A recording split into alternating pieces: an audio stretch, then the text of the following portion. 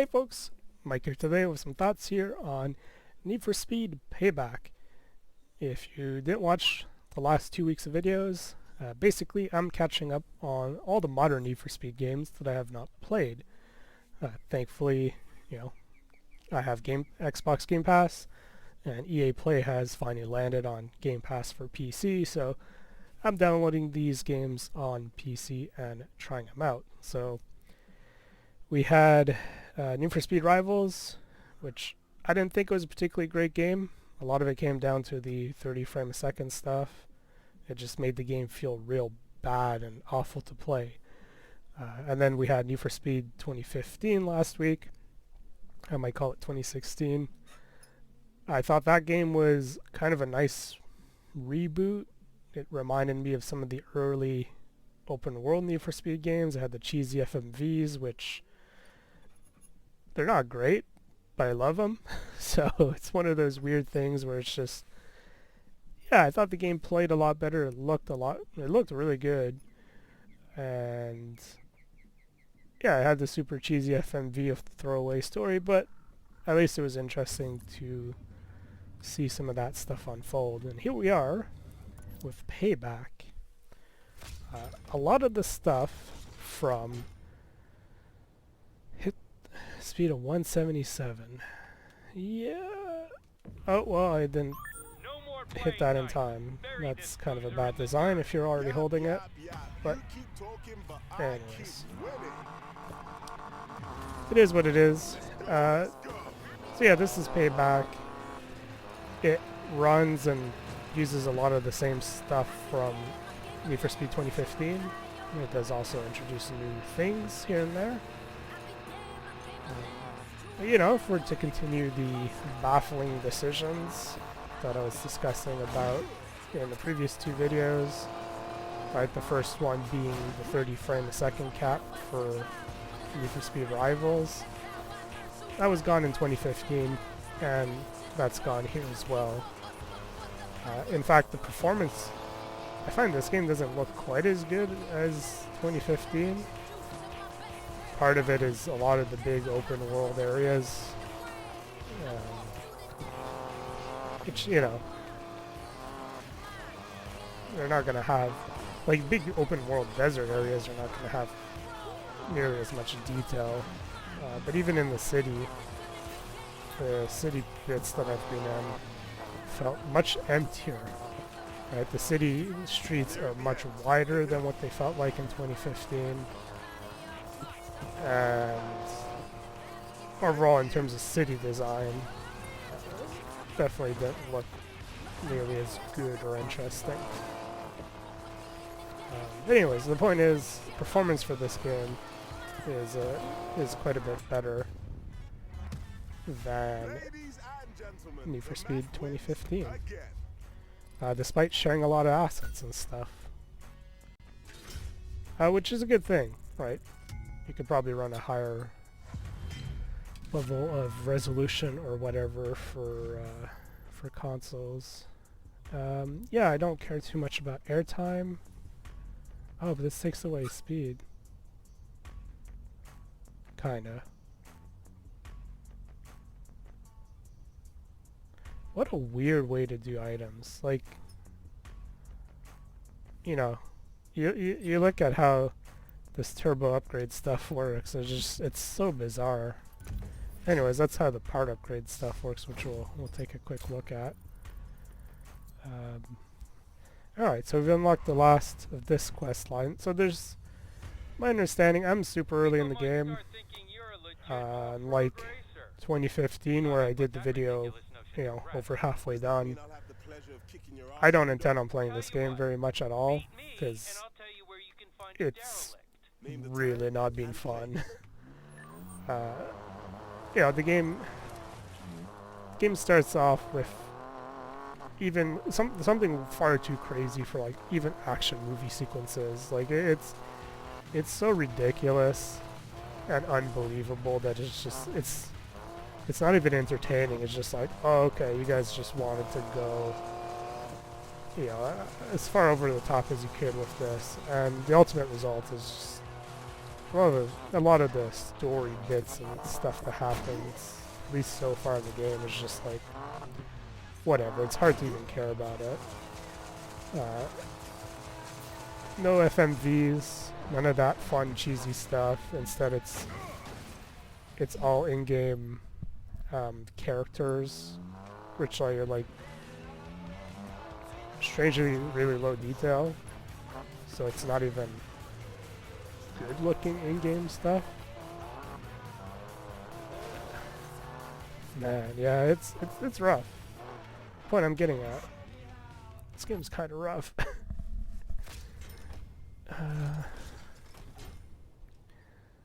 Sure, let's do 60 meters. I think I can achieve that. And I think I can win. We'll see. We'll hop into the garage, take a look at some of the cars and stuff. So this was one of the vehicles that was just in my garage. It was actually the vehicle I started the game with. The game makes you choose kind of your street racing vehicle, and then it gets you to buy a off-road vehicle for this off-road championship. My understanding is there's probably going to be other sort of championship events coming up soon for different vehicle types, but once I'm done recording this, I'm probably not going to put any more time into it, so I won't be able to confirm or deny that. And that's kind of what it feels like. You know, there's a couple different characters in the game. They all have sort of their specialty, I suppose. And so that's why there's these off-road races, right? There's one person in particular who specializes in that. Another one specializes in like the police getaway stuff. We've got a different one who specializes in street racing. That'd be funny if I landed on the roof, but that wasn't gonna happen. So yeah, one of the things I talked about in the last 2 Need for Speed videos that I've done in the last 2 weeks, you know, catching up on older Need for Speed franchise games that I hadn't played yet, because I've played every game in the franchise. So I've got a lot of experience with all the Need for Speed games, right? In fact, I've played every one of them up to 2012 Most Wanted, except for the run, I guess. I gave up on the run, but I did play a little bit of it. But every other Need for Speed game I've played from start to end. But the run was so freaking bad that I completely dropped the franchise at that point. But anyways. I didn't enable subtitles, so you probably barely hear that stuff. There's some talking to. Oh, come on, turn. The same mistake I did last time too. What's a Brit like you doing in America anyway? I like the weather. Come on. This is the birthplace of desert racing and the trophy truck. So yeah, what I was gonna say was, you know, playing through those different games, Rivals, there's some baffling decisions, right? So like Rivals, 30 frames a second, they fixed that in 2015, and then this game runs better. You have the always online aspect, where you had to be online, and if your connection online was getting, or yeah, Rivals is peer-to-peer hosted, so if the person hosting the game left, you'd get thrown back to a menu while everyone's migrating to a new host, and so that would pull you out of the action every 5, 10, 15 minutes. They improved that a little bit with Need for Speed 2015 by making it seemingly server hosted. The problem with that though is, my internet's not great, and so when my internet was bad, I'd be lagging even though I'm playing single player / campaign missions, right? Which is kind of silly because it's an always online game. Even if you do a solo game, you're still a solo online lobby. That trail's tough as hell, but you handled it like So a champ. The location of the derelict 240Z is yours. what You a legit stupid off-road in thing. my book. Thanks. You're not so Anyways, bad this game yourself. so far doesn't seem to actually be always online at all. The airfield from now on. So that's You earned nice. that much. Better yet, stop by the shop sometime. Oh, Maybe I'm Ralph not can gonna. set you up with an engine worth a damn. I'm I'll not gonna think screw about with that. See you around, fresh meat. We'll be here if you want a challenge. Rap, I might know where to find the 240Z body. Excellent. Bring it to the garage if you find it. With Trying the to right find parts, you a might be able to garage. fix it up. Also, the I'm lead also said we not three talking boys because will there's a leave you bunch alone of from now on. You're the man, Mac. people talking. Anyways, so yeah, this game doesn't seem to have the always online. I've not had network stuff the same way I've had it with the other games. Whether or not that's actually the case, I don't know. It's usually pretty obvious when it is, so that's that. So yeah, to start the game off, I had the choice between a Buick Grand National or a GNX, which is a bit fancier. All of these mods were already installed on the car, so this is the car as I got it. And I'm trying to remember the other two cars now. There's a Honda S2000 and maybe a BMW. Maybe. After that, there's an off-roading event thing that I had to do, and so my choice was between the WRX STI and this Land Rover Defender. Strangely enough, this Defender has 258 horsepower, which I don't think was a thing, but anyways. It seems like these cars are like pre-modified to a certain performance category. And then yeah, this GTI Club Sport, the Ford Raptor that I've been driving around with, and the Skyline were all already sitting in my garage for whatever reason. But, you know, like Need for Speed 2015, I've got all sorts of customization bits. So this menu is pretty much the same. There's a couple new things like headlight tints seem to be new. There's an underglow option as well I saw in the menu. Yeah, your typical stuff. If we switch over to the GNX, because I actually haven't looked at what this car has. Oh. Everything's locked away. Oh, that's annoying. Wait, you can bring the car back to stock. And there's a couple other options. Which one was it? The Skyline didn't seem to have anything. The GTI Club Sport, I was able to play around with everything.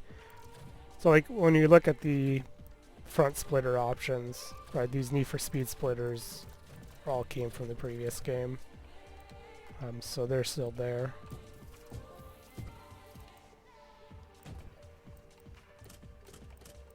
Yeah, you know, it's a Need for Speed game. You've got a bunch of cosmetic stuff that you can throw on if you want to customize your car and go for a certain look. Which, that's nice. It's always been a part of these games, I feel like. And so it's nice to see that it's still here. I mean, it makes sense too. Like, they've already technically developed a lot of these parts and upgrades, and so why not just roll the cars and the upgrades and that stuff into following games. I actually forgot to take a quick look at Is there online stuff? Just want to quickly see what do people have. Yeah, okay. What's this? Oops. No, next one. Cool. Most recent, most popular. Trending and most popular seem to be the same thing. Slightly different order. I don't expect this to be a particularly popular card compared to other stuff, but you know. We got some neat looking stuff. Alright, good to know. That's kind of what I wanted to see. So yeah, card customization. I didn't enter that because it's all this card system, which I keep hitting the freaking D-pad because that's what the previous game used. Let's go to the tune shop and I'll show you guys what the customization parts looks like. I think this is a real dumb system, but you know, it is what it is. So yeah, you've got like different attributes. So you still get like the same power increase between these two, but then they have different other bonuses. And there's like, I guess, brands. Different brands have different attributes that they also go for. And presumably there's tiers, because I've also seen certain parts have 3 tiers of items. I didn't play too much to know if, like, I know you can trade stuff in to get a random whatever, a random part or whatever. Like there's you can cash parts in, but I didn't look if I unequip a part from one card, can I put it into another? If you can do that, I guess that's not too bad. But this feels like a, hey, we can maybe squeeze out some extra dollars here by making you want to, oh, I don't know, maybe spend some money and get some upgrade cards the easy way. Not that EA is known to do that kind of stuff with a certain football franchise or a soccer franchise, I guess. Yeah, I don't know. Like, the card stuff seems real dumb. So yeah, they fixed the multiplayer, which is nice. They fixed also some of the technical issues I had with Need for Speed 2015. Like, the controller works out of the box. Which seems kind of silly, but like, that's kind of a big deal. It was a pain in the ass to get it to work in the previous game, and then the UI prompts were always for the keyboard unless I held down a button, and then the controller prompts would show up. Like, I don't know. I don't get that, how that goes through QA so easily. Or it's like a thing that they never bothered fixing, which is silly because they fixed it in this game, and this game seems to reuse. Yeah, it's the same engine. A lot of stuff seems identical, but I guess selling a new game sells more than fixing an old one, right? Sure, let's do the bet. I don't think it'll work out, but Over, Morgan. Now you lose.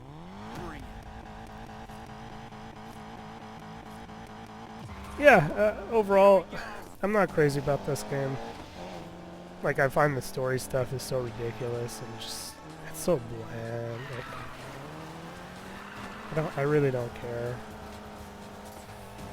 They're trying to develop a big story narrative around at least the 2 characters I've been bouncing between. There'll probably be 4, and maybe eventually 5 if I had to guess. The story stuff is super forgettable. We haven't seen any of the in-game cutscene things yet. They've not been great. Well, that was bad.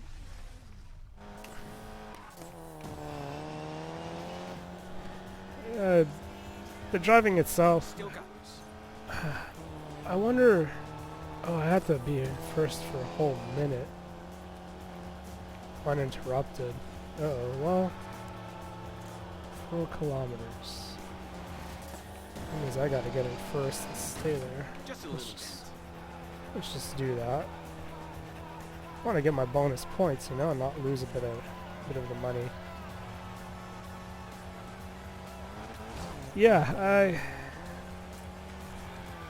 I wonder if they've actually made the assisting smoother and less like obvious and heavy-handed like it was in 2015, or really it just winds up being that way because they've made the roads and everything so much wider.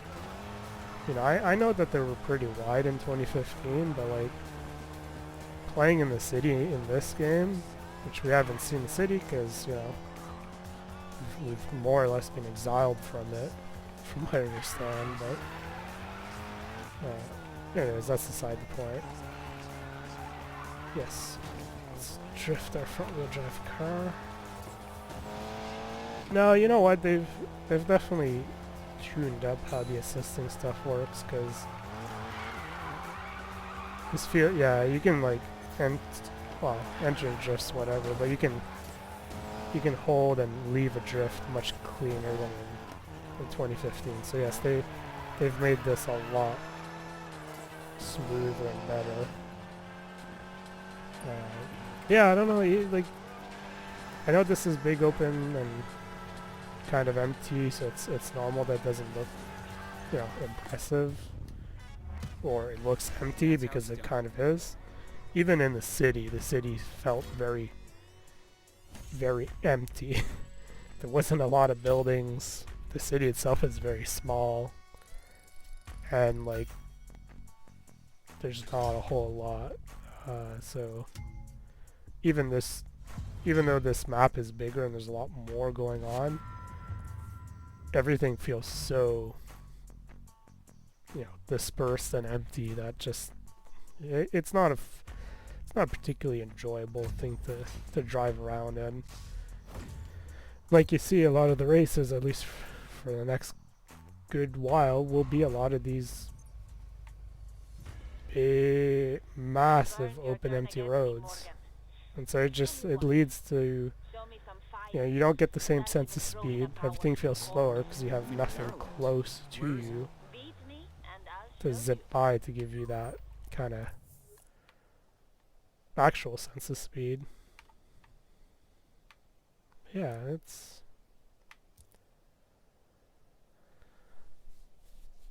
it ain't fun. At the end of the day, it just ain't fun.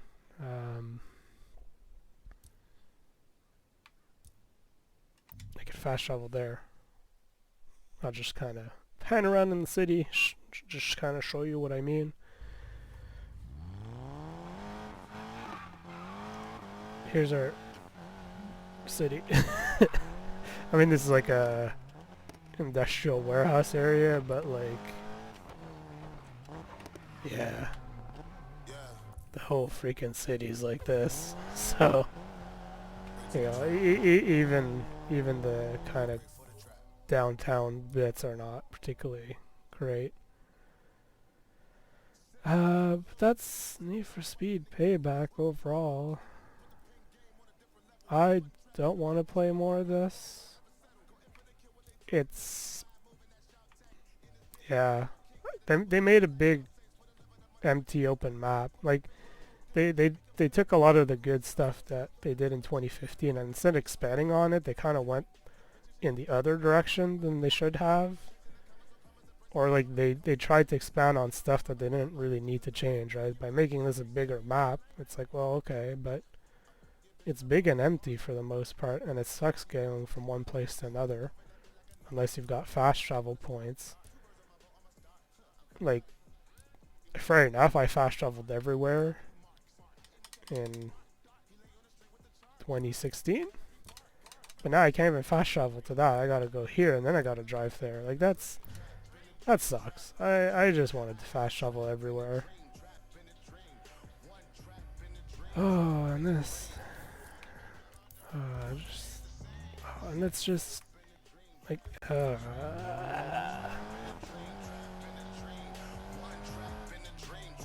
nah, screw this music. I don't want to hear anything. Wanted it here, you know. this is definitely a disappointing game. I had fun playing 2015. I'm not saying it was a great game, but I had fun playing it with it, and I thought it was better than Rivals. But I think I can agree with everyone that this one is definitely a bummer. And so, check back next week. I'll be doing a video on Need for Speed Heat. This won't be published for another month or two, so I'll have plenty of time to play through Heat if it happens to actually be decent. And if not, well, I'll do like this one and spend a couple hours and do a video and tell you, why I'm giving up on it and moving on to something more fun. So if that's it, this is Mike here. I hope you guys enjoyed. I'll see you guys in the next video.